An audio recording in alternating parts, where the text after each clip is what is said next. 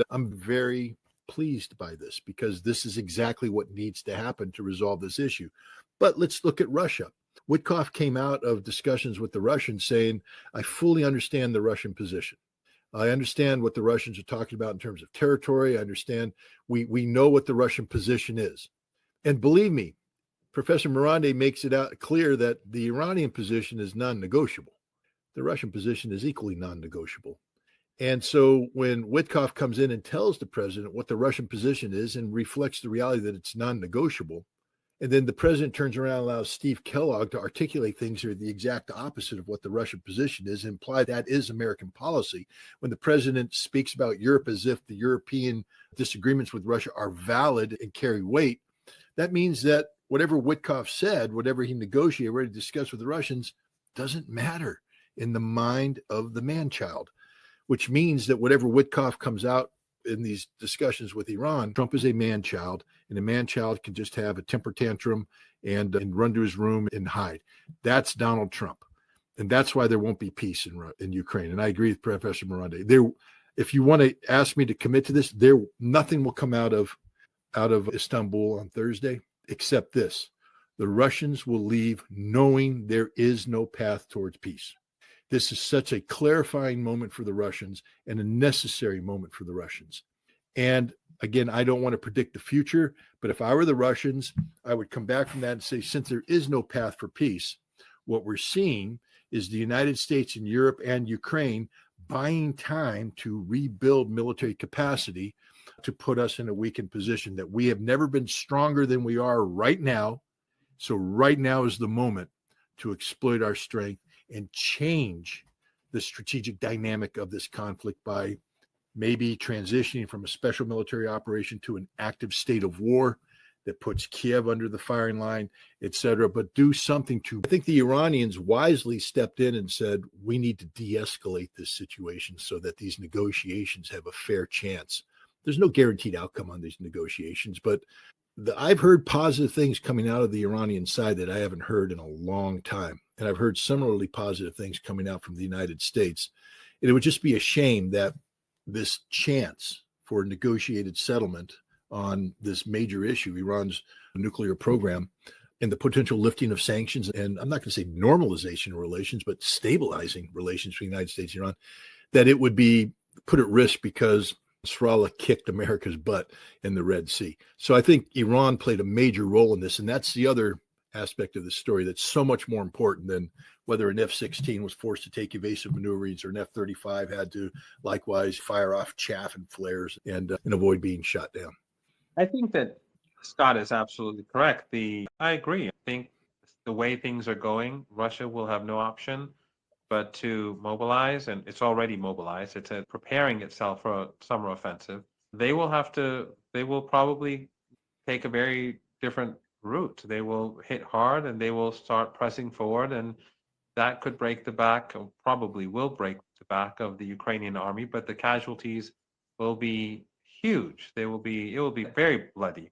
And it will be like an earthquake for European politics and for the world, and this could have been stopped. It could have been prevented 2-3 months ago. But if we take this logic and come back to the region, that should make us very cautious about the future, because if the Europeans and Zelensky and the deep state, if you fly an aircraft into a defended airspace, you can be shot down because they have defensive capabilities. This is why we train our pilots in certain tactics. This is why we use electronic warfare, et cetera, to prevent from being shot down. But there's a difference between being engaged and being shot down. There's no doubt that the Houthi engaged F-16 and F-35 aircraft. There's no doubt that American aircraft had to take defensive measures to avoid being shot down. Welcome to war.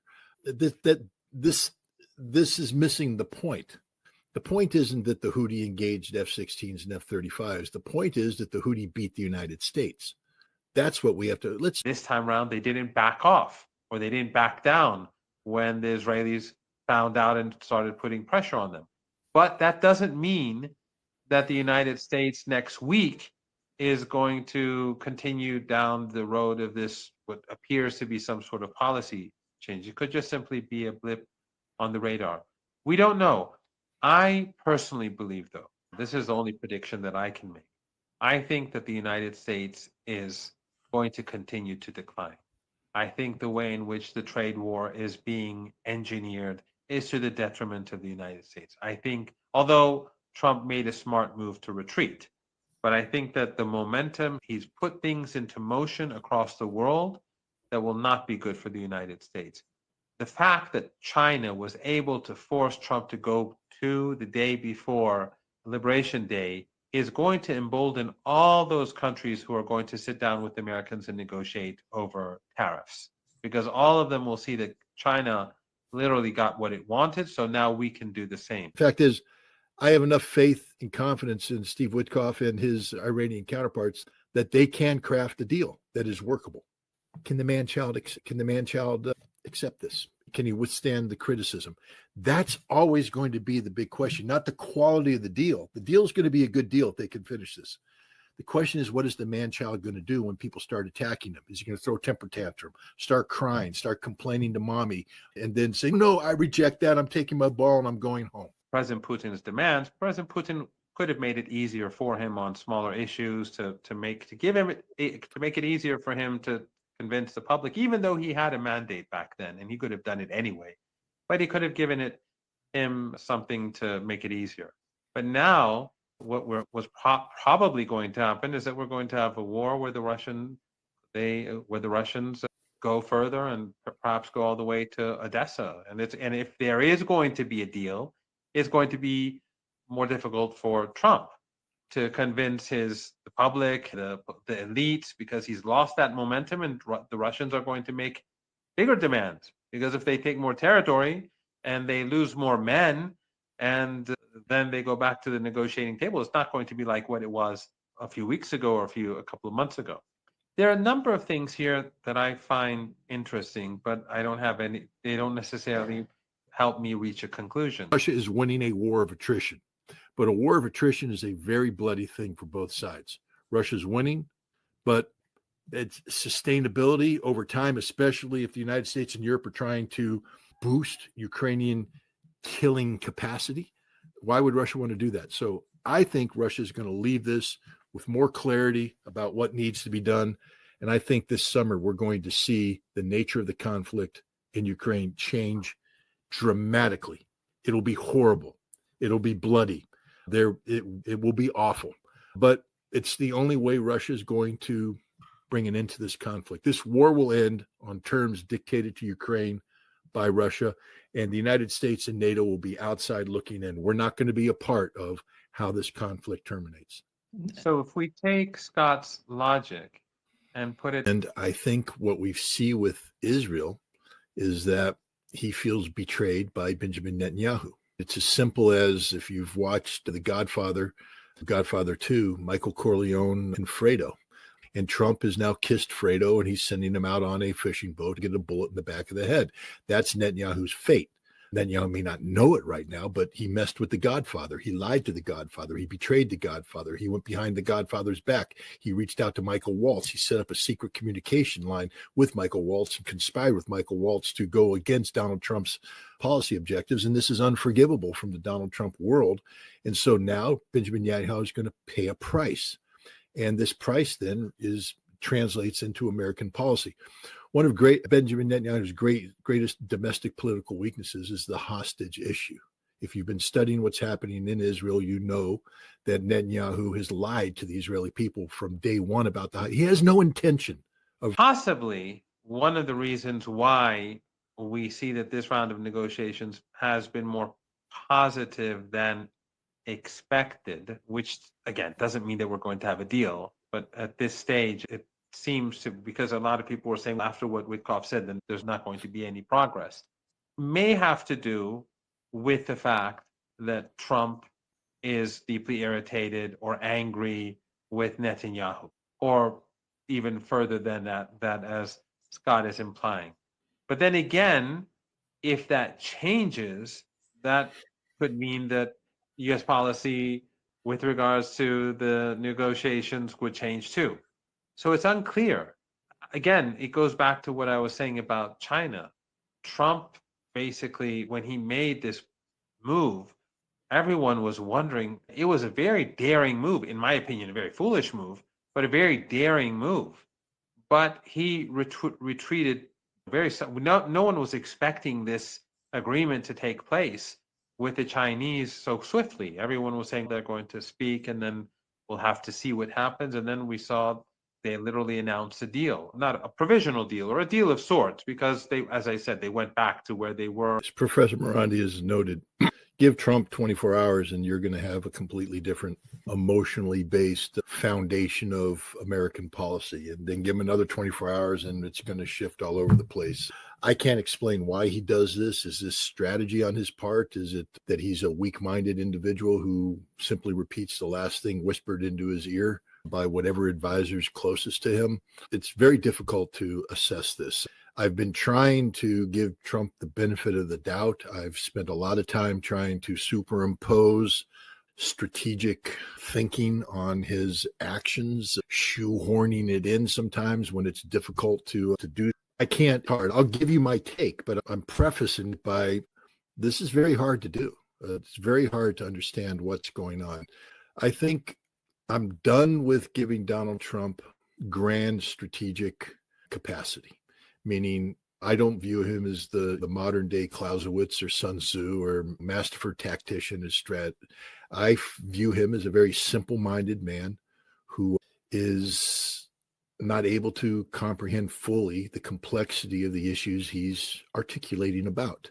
He acts on not on depth of understanding and knowledge, but on very shallow reasons. And because he is a narcissist, many of these reasons revolve around issues of his ego. Now, that may be a failure for Trump, but it does show that he has the ability to change his position. And instead of just going down a one-way street, he has the ability to retreat. Now, he's very good at promoting himself and he's very good at with the media, so he may be able to try to create an image for many that he succeeded with China. That's not really the point. The point is that he changed direction. So it is and the same is true with Ansarullah. He said Ansarullah capitulated. He used that word, in fact, but the reality was literally the opposite. But still, what is important is not whether he would, in this context, whether he was dishonest or not, or whether he was honest or not, but the fact that he was able to, instead of doubling down and going after Ansarullah further, or doubling down and continuing with the trade war with China and bringing down probably the U.S. economy to some deep recession at least, he changed course. And that is possible, therefore, with Iran. So when we hear some very, let's say, discouraging words from Witkoff, because to Witkoff, initially he spoke very positively and very reasonably. And then two things happened more recently. One was he retweeted the Secretary of Defense's tweet against Iran, which Scott alluded to, which surprised many that he would retweet that. The second was when he did an interview with Breitbart.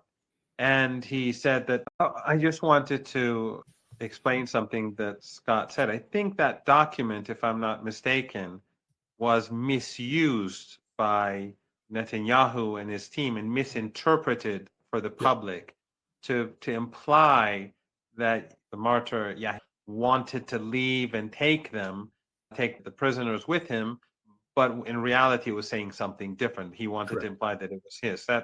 But I think what Scott is saying is absolutely correct. But again, as he also pointed out, we don't know what's going to happen in a few hours from now. We don't know what Trump is going to post on Truth Social. Even if, for example, we do have a nuclear deal with the United States, it wouldn't be the JCPOA, because I was saying today to someone, it would have to be the JCPOA plus, in the sense that it would have to recognize Iran's technological advancements over the last few years, because it came at a great price. I think good news for the Iranian program is that Iran has mature leadership that is sincerely looking out for the vested interest of the Iranian nation, the Iranian people, and that they recognize that war or a path towards war is not a solution, that finding a path towards peace is the solution. And so I think they'll be far more tolerant the inconsistencies of the American Trump administration. And I say the same thing about China. Very mature leadership. They don't want a devastating trade war with the United States. That doesn't meet China's goals and objectives at all. And I think the Chinese are going to show a lot more maturity and patience with the tempestuous nature of Trump. Russia has shown extreme patience with Trump.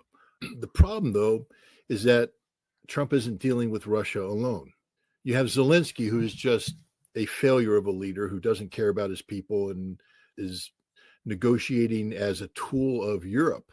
And Europe is in a very compromised position where they are committed to the strategic defeat of Russia, and they're not willing to back down from that position, even though it's unattainable. So is this formal policy, or is this just the man-child doing something to get revenge on Netanyahu? It's impossible for me. I'm not picking on you, but this is an absurdity. The United States entered a military campaign. Let's just be fair to General Kurilla and the Central Command. They rightfully said that they needed to engage in a multi-month-long campaign to degrade Yemen's air defense capabilities and to this strategic air campaign designed to defeat Yemen.